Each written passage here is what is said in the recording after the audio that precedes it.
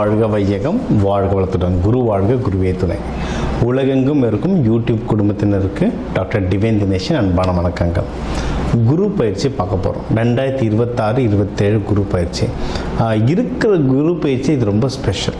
ஏன்னா இந்த வருஷம், இந்த பராபவ வருஷம், தமிழ் வருஷத்துக்கு ராஜாவே குரு. அவர் ராஜாவாக இருக்கும் போதே குரு பயிற்சி நடக்குது. அதுவும் கடகத்தில் அவர் உச்சமடைகிறார். இது லிட்ரலாக ட்ரிபிள் ஜாக்பாட் மாதிரிங்க. அதனால் இருக்கிற குரு பயிற்சி இது ரொம்ப ஸ்ட்ராங்கான குரு பயிற்சி. அதனால் உங்கள் ராசிக்கு எந்தெந்த விஷயத்துலலாம் உங்களுக்கு நல்லது நடக்கும். நிறைய பேர் சொல்லுவாங்க, எனக்கு இந்த வருஷம் குரு பார்வை இல்லைன்னா. குரு உங்கள் வீட்டில் எப்படியும் ஒரு 3 வீட்டை பார்ப்பார், ஒரு வீட்டில் இருப்பார். அதனால் எப்படியும் ஒரு 4 வீடு அது சம்மந்தமான கிரகங்களுக்கு நம்மளுக்கு நல்லது நடக்க போகுது. சரிங்களா? நீங்கள் எதிர்பார்க்குற வீட்டில் பார்க்குமா பார்க்காதான்றது இப்போ சொல்லலாம். ஆனால் ஏதோ ஒரு விதத்தை அதை கண்டிப்பாக குரு பகவான் பார்ப்பார். அதனால் நிறைய நல்லது நடக்கும். அது எதுன்றதை இப்போ நான் சொல்கிறேன். அதை பிடிச்சிக்கிட்டு அந்த விஷயத்தில் நீங்கள் எவ்வளவு முயற்சி பண்ணி நீங்கள் மென்மேலும் வளருவீங்க. சரிங்களா? ஒன்று, ஸ்டார்டிங்லேயே உங்களுக்கு ஒரு பெரிய டிப்ஸ் ஒன்று கொடுத்துட்றேன். முடிஞ்ச அளவுக்கு இந்த குரு பயிற்சிக்கு எல்லோ கலரில் ட்ரெஸ்ஸு போடணும்.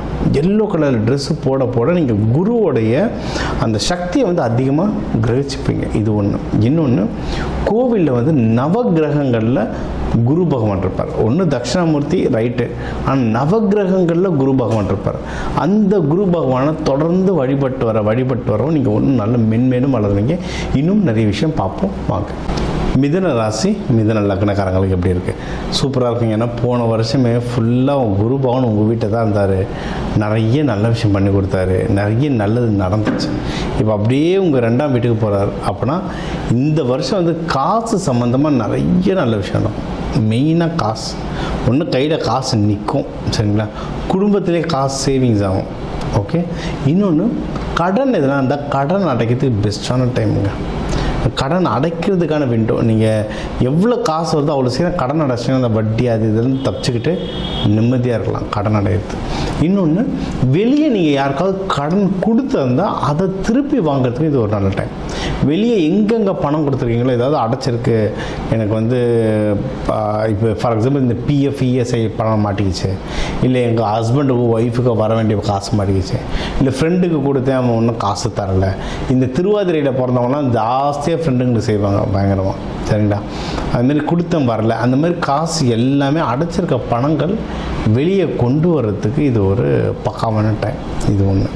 அடுத்து இப்போ நம்ம என்ன சொல்கிறோம், கையில் காசு வரும், வெளியே அடைஞ்சிருக்க பணம் வரும். உங்களுக்கு ஒய்ஃப் இல்லை ஹஸ்பண்ட் மூலிமா பணம் வரும். பணம்லாம் என்ன பண்ணுவோம், நேராக நம்ம பிஸ்னஸில் போடுவோம், தொழிலில் போடுவோம். தொழிலில் போட்டிங்கன்னா தொழிலும் ரொம்ப நல்லா வளரும். ஏன்னா உங்கள் 10ஆம் இப்போ ஒரு லாஸ்ட் 1.5 இயர்ஸாக மிதுனத்துக்கு பார்த்திங்கன்னா தொழில் லைட்டாக மந்தமாக இருக்கும். ஏன்னா உங்களோட 10ஆம் வீட்டில் சனி பகவான் இருக்கார். சரிங்களா? தொழில் மந்தமாக இருக்கும். இந்த ஜூன்லேருந்து உங்களுக்கு தொழில் திருப்பி ஸ்டார்ட் ஆகும்.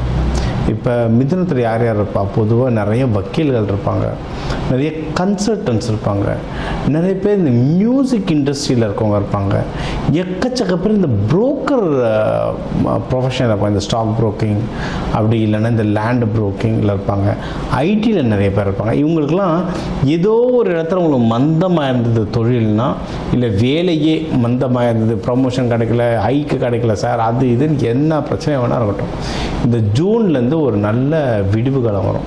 ப்ரொமோஷனில் இப்போ முடிஞ்சிச்சு சார்னு நிறைய கம்பெனியில் செப்டம்பர் மாதம் நடக்கும் ப்ரொமோஷன்.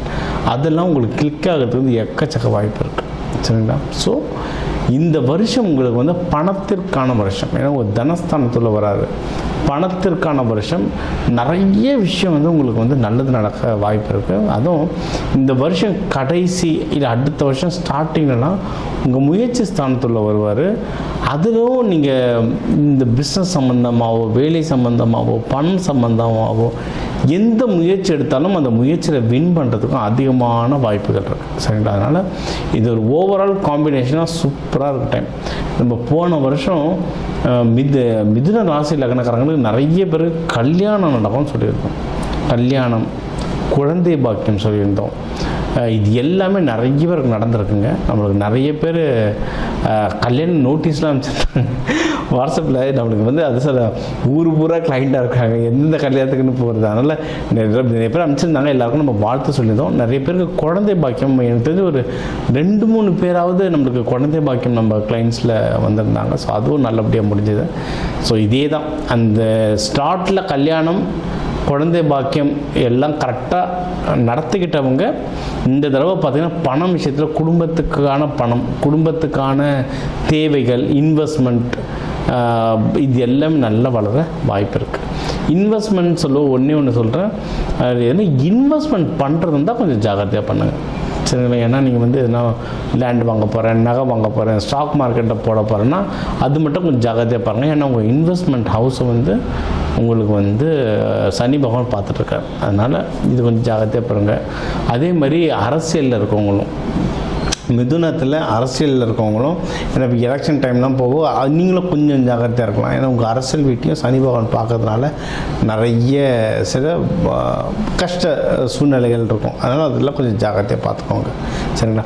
மற்றபடி பணம் கையில் நல்லா நடமாடும். அந்த பணத்தை எப்படி யூஸ் பண்ணுறீங்களோ அதை பொறுத்து உங்களுடைய அடுத்தடுத்த வெற்றிகள் குவியும். சரி, இதுக்கு நீங்கள் வழிபட வேண்டிய தெய்வம் அப்படின்னு நீங்கள் பார்த்தீங்கன்னா உங்களுக்கு வந்து கிருஷ்ணர், பெருமாள், இவங்களுடைய வழிபாடு ரொம்ப நல்லது. திருவாதிரையாக இருந்தால் நடராஜர், அம்பாள் இவங்களை சேர்த்து வழிபாடலாம்.